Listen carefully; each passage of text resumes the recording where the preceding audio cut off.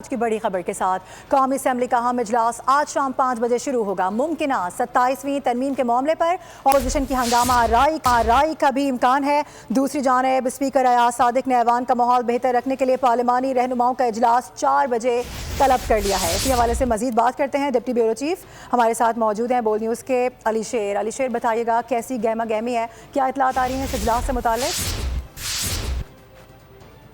बिल्कुल, इस वक्त मैं पार्लियामेंट हाउस के सामने मौजूद हूं और पार्लियामेंट हाउस में आज कौमी असम्बली का अहम इजलास होने जा रहा है।